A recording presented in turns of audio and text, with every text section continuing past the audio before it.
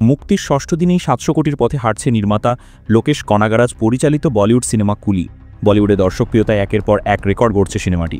ভারতীয় সংবাদ মাধ্যম এবিপি লাইভের প্রতিবেদন থেকে জানা যায়, প্রেক্ষাগৃহে একই দিনে মুক্তি পায় কুলি ও ওয়ার 2, কিন্তু কুলির দাপটে বক্স অফিসে পিছিয়ে গেছে ওয়ার 2।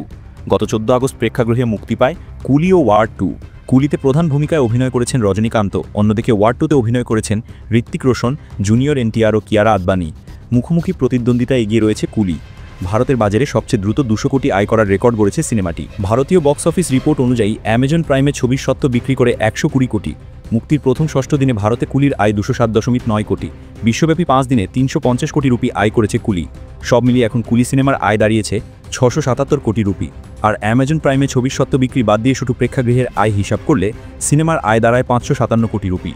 থ্রিলার রহস্যের আবহে তৈরি কুলি সিনেমায় রজনীকান্ত ছাড়াও রয়েছেন আমির খান, দক্ষিণী তারকা নাগার্জুন, উপেন্দ্র, শ্রুতি হাসান, সত্যরাজের মতো তারকারা। বিশেষ আকর্ষণ হিসেবে সিনেমায় আছেন পূজা হেগড়ে।